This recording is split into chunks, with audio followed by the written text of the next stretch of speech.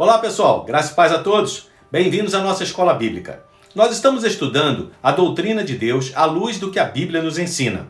Sabemos que é impossível à mente humana conhecer tudo sobre Deus, mas o que Ele mesmo nos revelou é o suficiente para que possamos fazer a sábia escolha de reconhecer a sua existência e adorá-lo como Senhor, Criador e sustentador de todas as coisas. Atributos de Deus que estudamos nas aulas anteriores. Hoje, vamos conhecer mais dois dos atributos incomunicáveis de Deus, ou seja, aqueles que ele não compartilha com nenhuma criatura, são exclusivos dele e ele não os comunicou a mais ninguém. Sua onisciência e onipresença. Usando como base o conhecido Salmo 139, um dos mais belos escritos de Davi. Esse salmo traz uma mensagem terrível para o pecador ao revelar a soberania de Deus sobre todas as coisas. Mas ao mesmo tempo, ele também traz uma mensagem extremamente confortante ao revelar que o Deus soberano governa sobre todas as coisas de acordo com a sua infinita sabedoria, santidade e justiça. Ao mesmo tempo, o Salmo fala de um Deus soberano, alguém muito além do que podemos compreender, mas também fala de um Deus intimamente pessoal e acessível. Vamos lá? Abra sua Bíblia, Salmo 139, verso 1. Ó Deus, tu me examinas e me conheces. Sabes tudo o que eu faço e de longe conheces todos os meus pensamentos. Tu me vês quando estou trabalhando e quando estou descansando. Tu sabes tudo o que eu faço. Antes mesmo que eu fale, tu já sabes o que vou dizer. Estás à volta de mim por todos os lados e me proteges com o teu poder. Eu não consigo entender como tu me conheces tão bem. O teu conhecimento é profundo demais para mim. Nestes 6 primeiros versículos, o salmista nos apresenta o Deus onisciente. Ele começa a sua oração dizendo que o Senhor é aquele que sonda e o conhece. Sondar nesse texto transmite a ideia de cavar, penetrar, alcançar o mais profundo. Onisciência é uma palavra utilizada para explicar o ensino bíblico de que Deus conhece plenamente e perfeitamente todas as coisas. A palavra propriamente dita não aparece na Bíblia, mas é muito bem explicada na teologia para se referir à infinita soberania de Deus. Ele conhece tudo, em cada detalhe e possibilidade. Ao dizer, Senhor, tu me sondas e me conheces, o salmista declara que Deus sabe mais sobre sua vida do que ele próprio. Ele reconhece que o conhecimento de Deus vai ao mais profundo do seu ser, onde nem mesmo ele é capaz de ir. Deus conhece cada momento do seu cotidiano. Mas o salmista vai ainda mais além. Ele declara que Deus percebe de longe os seus pensamentos.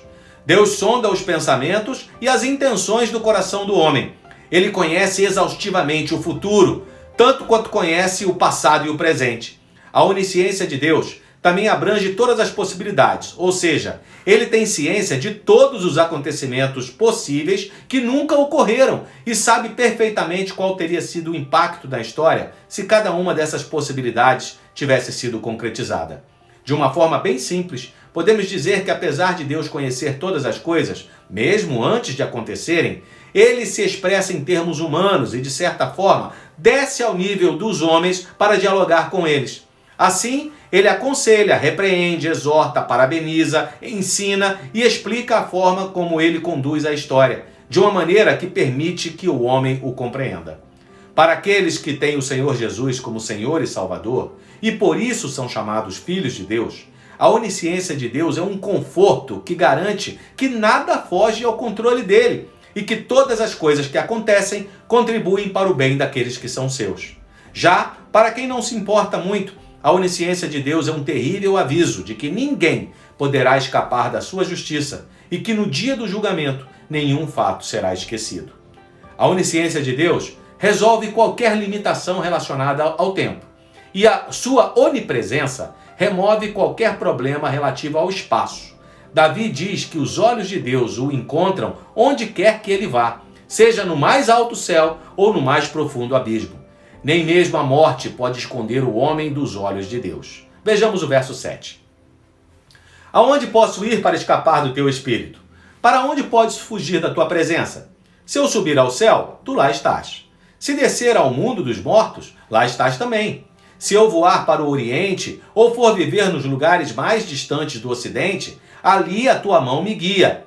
Ainda ali, tu me ajudas. Eu poderia pedir que a escuridão me escondesse e que em volta de mim a luz virasse noite, mas isso não adiantaria nada, porque para ti a escuridão não é escura e a noite é tão clara como o dia. Tu não fazes diferença entre a luz e a escuridão. Vejam que a Bíblia ensina claramente que Deus é onipresente. Deus existe em todos os lugares ao mesmo tempo. Ele está presente em toda parte, na plenitude do seu ser, do seu conhecimento, do seu poder e da sua autoridade, de modo que nada se esconde da sua presença ou escapa do seu controle. Em muitas passagens bíblicas, a presença de Deus é demonstrada em seu cuidado especial por algo ou alguém. Por exemplo, quando Deus promete estar com uma pessoa, isso não significa que ele acompanhará essa pessoa por onde quer que ela vá, pois isso seria redundante diante da sua onipresença. Significa que ele cuidará dela de forma especial e providencial. Como cuidou de Davi, Deus também tem cuidado de nós. A doutrina da onipresença de Deus deve ser de grande conforto para todos os cristãos verdadeiros, pois ela garante que a presença e o cuidado pessoal de Deus estarão sempre ao lado do seu povo. Ou seja, independente de onde estivermos ou das circunstâncias que possamos enfrentar, podemos ter certeza da presença de Deus ao nosso lado. Embora a onipotência de Deus já tenha sido objeto de estudo na aula anterior, eu gostaria de encerrar esta aula lendo os últimos versículos desse belo poema, onde Davi mostra a onipotência de Deus na criação do homem. Ele mostra o Senhor como um artesão perfeito que constrói sua obra de arte no lugar mais improvável. Deus forma o homem secretamente na escuridão do ventre materno e ali o enxerga com clareza e perfeição. Tu criastes cada parte do meu corpo, tu me formaste na barriga da minha mãe. Eu te louvo porque deves ser temido. Tudo o que fazes é maravilhoso e eu sei disso muito bem. Tu vistes quando os meus ossos estavam sendo feitos, quando eu estava sendo formado na barriga da minha mãe. Crescendo ali em segredo, tu me vistes antes de eu ter nascido. Os dias que me destes para viver foram todos escritos no teu livro, quando ainda nenhum deles existia. Ó Deus, como é difícil entender os teus pensamentos. E eles são tantos. Se eu os contasse, seria mais do que os grãos de areia. Quando eu acordo, ainda estou contigo. Este é sem dúvida, né? Um dos mais belos textos da Bíblia. Com ele nós aprendemos que é impossível enganar ou passar desapercebido pelo Deus onisciente. Ele conhece cada detalhe e cada momento de nossa vida. Conhece exaustivamente os nossos pensamentos. Aprendemos também que é impossível escapar do Deus onipresente. O profeta Jonas foi alguém que pensou poder fugir de Deus. Talvez ele tenha pensado que, seguindo no sentido contrário ao que lhe foi ordenado, ele conseguiria escapar do Senhor. Ele não poderia estar mais enganado. Por fim, aprendemos que é impossível permanecer o mesmo após conhecer o grandioso e verdadeiro Deus, o Santíssimo Criador e sustentador de todas as coisas. Se dissemos que conhecemos a Deus, mas não nos indignamos com o pecador e a sua rebelião contra ele, se aceitamos como normal a transgressão à sua lei e se vivemos a nossa vida flertando com o pecado, então há algo de muito errado conosco. Que o desejo de Davi seja também a nossa mais sincera oração todos os dias. Ó Deus, examina-me e conhece o meu coração. Prova-me e conhece os meus pensamentos. Vê se há em mim algum pecado e guia-me pelo caminho eterno. Então é isso, pessoal. Chegamos ao fim de mais um estudo bíblico. Deixe o seu like e compartilhe esse vídeo com parentes e amigos. Desejo que as mais ricas bênçãos do Senhor sejam sobre sua vida. Até a próxima!